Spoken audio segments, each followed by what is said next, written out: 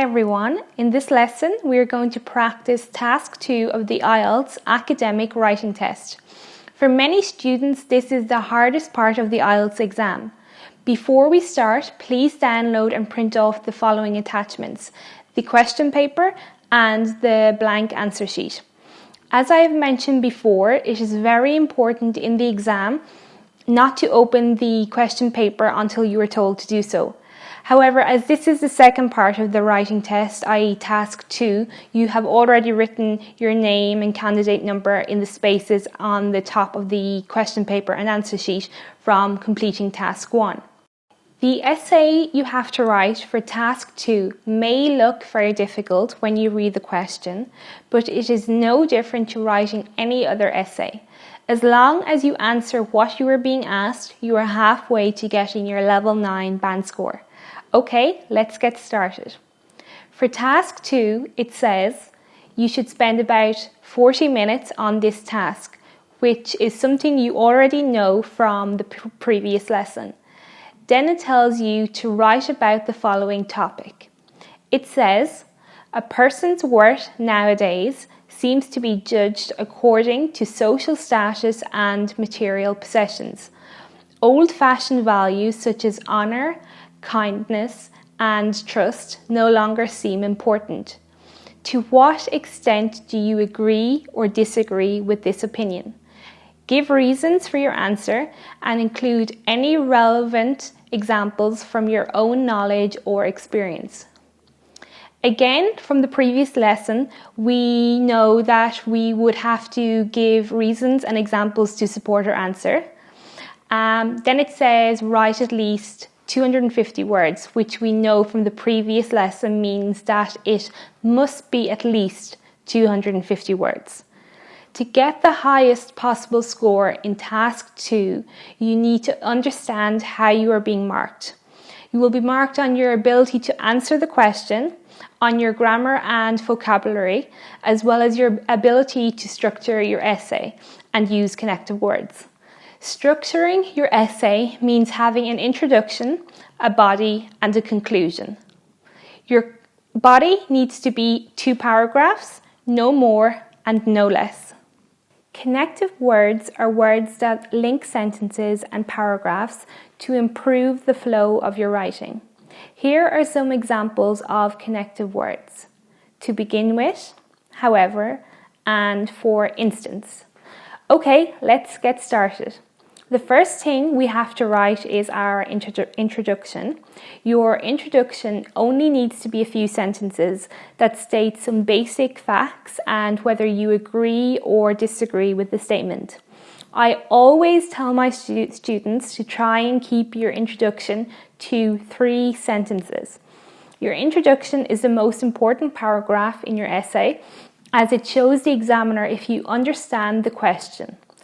To get a high mark in your essay, all you need to do is simply paraphrase the statement, give some basic facts, and say whether you agree or disagree.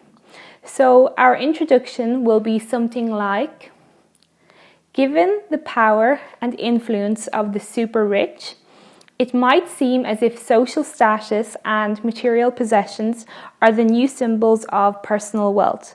But in everyday life, I do not think this is true. This is a perfect introduction and is the model answer provided by IELTS for this question. Now that we've done the introduction, we can move on to the body of the essay. The body of the essay must consist of 2 paragraphs. Now read what they are asking you to do again. They are asking you, to what extent do you agree or disagree with this opinion? Give reasons for your answer and relevant examples. Okay, so where do you start? You know you have to write 2 paragraphs, but what do you write about? Where do you start? Well, something I tell my students is that each paragraph should have 1 main idea and you use sentences to support this idea. So essentially you are talking about one thing in each paragraph and using reasons and examples in that paragraph to support that idea. Let's look at the model answer for the first paragraph provided by IELTS. It is apparent that most celebrities today are admired or envied solely for their material wealth or position in various social hierarchies. Many of these people are known to turn their backs on friends, cheat on spouses, or spend their evenings overindulging in alcohol and/or drugs. Things like owning a mansion, driving an expensive car, and getting into A-list parties are exalted above old-fashioned values. Ultimately, though, it is the many readers of gossip magazines and celebrity blogs who reinforce these ideas. Now that you've written your first paragraph, we now need to look at the second paragraph. A perfect answer for this next paragraph, as provided by IELTS, would be: nevertheless, I do believe that in their day-to-day lives, most people still believe in values such as honour, kindness, and trust. In some ways, most of us want to form loving families, raise our children to be good citizens, stand up for the underprivileged, and protect our communities from harm. We still form friendships, romances, and business partnerships based on old-fashioned criteria. When our trust is abused or we are unfairly treated, we see this as a major violation of our relationship, and we judge the wrongdoer accordingly. The last part of your essay is your conclusion. Your conclusion should be short and relevant. Many students struggle with the conclusion as they do not know what to write, and in turn often write too much or too little.